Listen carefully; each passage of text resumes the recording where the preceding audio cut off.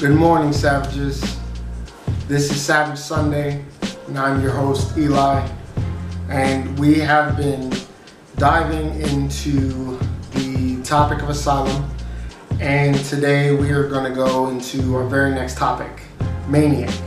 I like to do some definitions so that we don't kind of get off on the wrong foot whenever we're touching on one concept or another.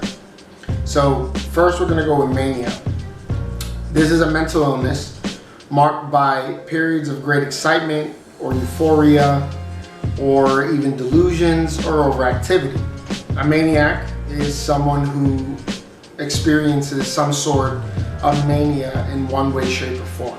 It is a person exhibiting extreme symptoms of wild behavior, especially when violent and dangerous. Now, these don't necessarily have to be, they don't have to be synonymous, right?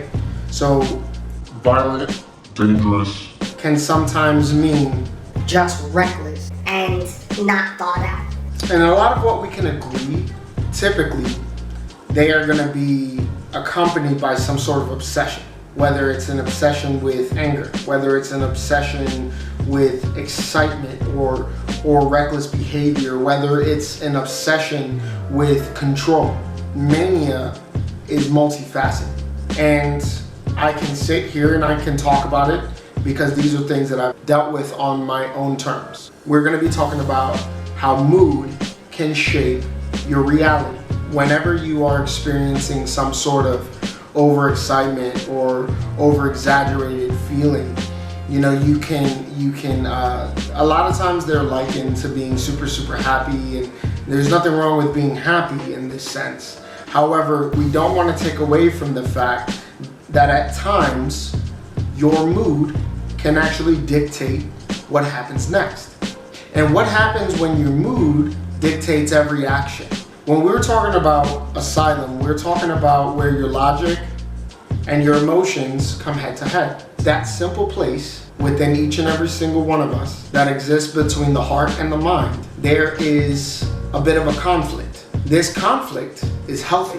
What's not healthy is when one or the other overpowers. We'll jump into logic a little bit more down the line, but right now I want to talk about your emotions. And when people allow their emotions to overtake every action that comes next. When we talk about how your emotions can dictate some of your actions, there are times where, like we've kind of stated before, some people can be so depressed they don't want to get out of bed. And in turn, sometimes they don't shower, or sometimes they just don't want to leave their room. Sometimes they just want to sit in darkness, wallow in their negative feelings. They feel so under pressure from this heaviness and this depressive feeling. It keeps them from being able to jump over the hurdle. But then on the flip side, for those that maybe deal with bipolar depression, they have their depressive episodes, but then there's the other side of things where people can, act over-sexualized, or people can act overexcited. Sometimes these people are talking so fast that you can't even understand what they're saying, and they just keep on going and keep on going and keep on going. And nothing ever really streamlines. It's just kind of all over the place. You can't make sense of a lot of what they're saying because they can't stay on topic. And that's just speech. Some people have the tendency to act the way that they speak, and that in turn can be damaging. I'm not a doctor. I'm gonna go ahead and say that outright. Sometimes people do need medication in order to control these things, and sometimes it just takes therapy. And if you're watching this today and you're exhibiting some of the symptoms or some of the things that we just talked about, mentalhealth.org is a great place to start. You can always email me and we could always find that help together. But we're gonna dive into this just a tad bit deeper.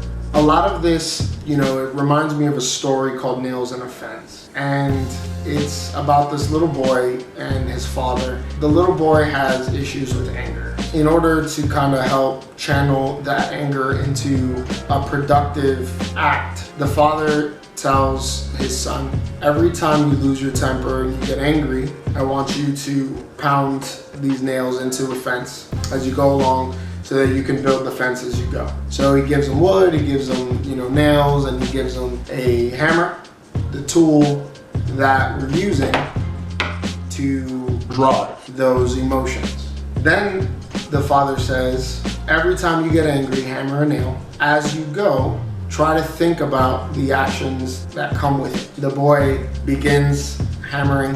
It's almost like for one, piece of wood that he's hammering in, because he's so angry, he just can't fathom the thought of controlling that anger. This becomes super fun for him, just pounding those nails away. One. This kid is like 13 nails in a single board. But as he keeps going down the line, with every piece of wood that he's nailing in to create this fence, he starts to notice that he's using less and less nails, because that anger, what everybody thought was uncontrollable, has an energy on its own, and that energy is normally depleted after use. But then the boy started to notice that he started to use less nails, but it was still just as effective because he wasn't as angry anymore. And as he went down the line, he started to notice that he was actually in control, or in better control, of the emotions that he once let rule him. So he got to a point where the decisions that he made on where to put the nails became a lot more focused. And eventually he completed the fence. He goes to his dad. He's like, all right, Dad, the fence is up. We're all good. So the dad takes the son, brings him out, and then he says, now that you've nailed all of these boards to create this fence, I want you to one by one pull each nail out. And the boy pulls out all the nails. And the father takes him to the earlier part of the fence, and he says, notice how many holes are in these boards. When you take the nails out of the fence, you can see that these boards in and of themselves, you can see a damage that can't be fixed. The son realizes that for much of this fence, he's been pounding away like a maniac, just obsessed with the feeling that he couldn't control and allowing that to overtake him. When you make decisions based off of your emotions, think about the boy making the fence. Without thought, he knew what he needed to get done, but the method in which he was doing it proved to be irreversibly damaging. He just kept hammering and letting his anger control him. Much like the boy in the fence, when we allow our emotions to dictate every action, your mood shapes your reality. And if you're watching today, I want to be very, very clear that although you've made some decisions based off of your emotions that have irreversible consequences, it's not too late to change how you act moving forward. When we're building a fence or building our lives, every piece of wood, every door, every hinge, every nail is a decision.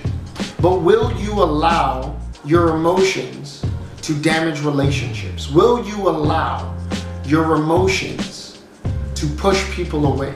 Will you allow your emotions to hurt others for the sake of you letting your hurt out on somebody? Because you're feeling it all in here, you're so obsessed with it that you think that somebody else needs to feel the same way. Will you? If you don't remember anything, remember this. Never do something permanently foolish because you're temporarily upset, obsessed, or emotional. Take some time, breathe, think, and then act. Because if you act faster than you're thinking, then your actions will eventually leave you sinking. I know that it's hard sometimes for us to control our emotions or the way that we feel, but if we react after thinking it over, you'll notice how different the outcome turns out. Think about what it is that you're doing as you're building your life. You alone can do it. And yes, sometimes we need help, but there's nothing wrong with that. A person that seeks help is not showing weakness. That's showing a strength to know that you're lacking somewhere and you just need help building that muscle so that you can move forward and be the most successful and healthy person that you can be. And we can find that help together. Mania, it's a temporary obsession, but there is a permanent fix. and it's loving yourself and loving others. Take some time, breathe, think, and then act. Next week, the concept that we're going to be talking about is called Monsters in My Head. And as we continue on this journey to find health and wholeness, the only thing that I can say is that it's only going to get worse before it gets better. And we will get better. Until next week, God bless, stay safe, stay sane. This is Savage Sunday. You guys have a great week.